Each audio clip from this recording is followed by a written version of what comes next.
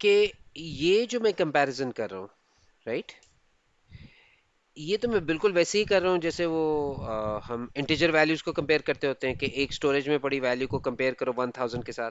पर आपने देखा है कि मैंने ऐसे नहीं किया हुआ। मैंने यहाँ पे जो लास्ट 4 कैरेक्टर्स में स्टोर्ड स्ट्रिंग वैल्यू है उसको मैंने 1000 के साथ कंपेयर तो किया है, पर ये डबल कोट्स के अंदर डाला हुआ है 1000।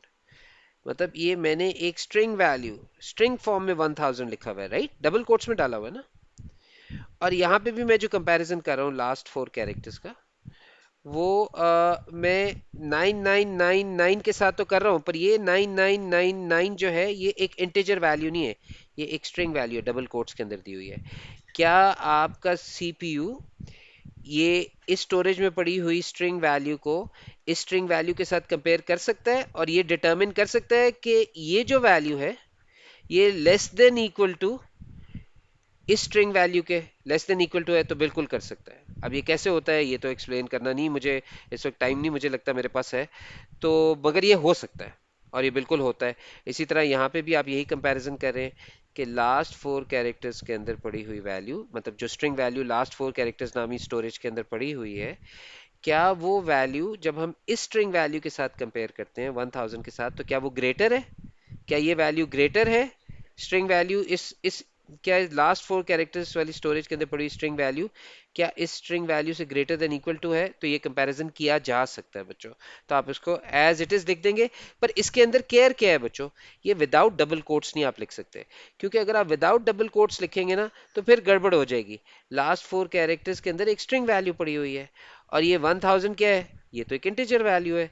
तो आपने इसको डबल कोट्स में जब आप डालेंगे तो अब ये किस तरह की वैल्यू ट्रीट होगी, स्ट्रिंग वैल्यू ट्रीट होगी। और बेसिकली कहीं ना कहीं बैकग्राउंड में इसके एस की न्यूमेरिकल कोड्स चल रहे होंगे and somehow that is being used by the processor to determine whether the string value stored here is greater than equal to the string value stored here। अच्छा, अब आखिर में अब हम क्या देखना चाह रहे हैं, ये जो मैंने रिपीट के साथ अपनी until कंडीशन लगाई है, क्या ये कंडीशन जो है क्या चेक कर रही है? वो चेक कर रही है कि नम कैरेक्टर्स भी 6 के बराबर होने चाहिए, ये भी ट्रू होना चाहिए, and at the same time ये वाली कंडीशन भी ट्रू होनी चाहिए, and at the same time ये वाली कंडीशन भी ट्रू होनी चाहिए, and at the same time ये वाली कंडीशन भी ट्रू ट्रू होनी चाहिए। यही वो सारे रूल्स थे जो हमने फॉलो करने थे, सारे ट्रू होने चाहिए, तभी ये प्रोडक्ट कोड जो है वो सिलेक्ट होगा और मतलब वैलिडेशन चेक पास करेगा।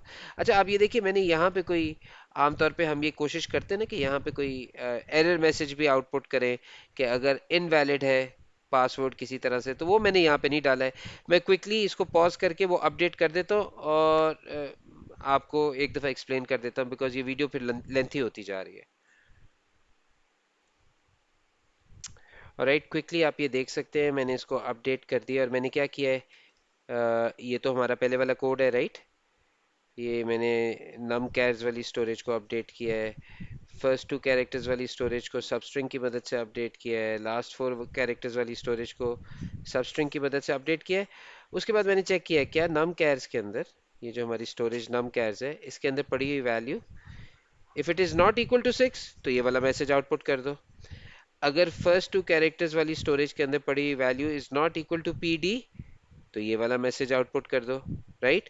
और फाइनली लास्ट 4 कैरेक्टर्स वाली स्टोरेज के अंदर पड़ी वैल्यू अगर लेस देन 1000 है तो भी हम आउट ऑफ रेंज है, या फिर लास्ट 4 कैरेक्टर्स में पड़ी हुई वैल्यू 9999 से ज्यादा है तो भी हम आउट ऑफ रेंज है। इन अगर दोनों में से कोई एक भी सिचुएशन है, लेस देन 1000 है या फिर मोर देन 9999 है, तो फिर क्या करो, आ, ये वाला मैसेज आउटपुट कर दो। बल्कि ये मैसेज मैंने गलत लिखा हुआ है, यहाँ पे मुझे इसको सॉरी मॉडिफाई कर लेने दें। लास्ट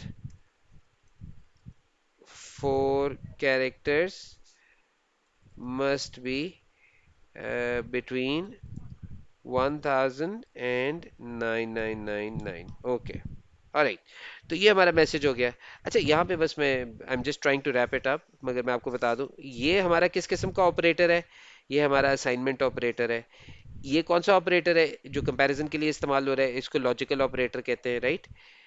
ये भी लॉजिकल ऑपरेटर है, राइट, ये वाला लॉजिकल ऑपरेटर है। और ये कौन सा ऑपरेटर है, ये भी लॉजिकल ऑपरेटर है, राइट। और इसके अलावा और कौन से ऑपरेटर्स हमारे यूज हो रहे हैं, ये देखिए, ये कंपैरिजन में इक्वल्स टू का ऑपरेटर, आप चेक करें कि क्या ये वैल्यू जो इस स्टोरेज के अंदर पड़ी है, is that equal to this value, ये इक्वल्स टू वाला ऑपरेटर है, राइट। तो कहीं पे हमने लेस देन चेक किया है, कहीं पे ग्रेटर देन चेक किया है, कहीं पे नॉट इक्वल टू चेक किया है, राइट।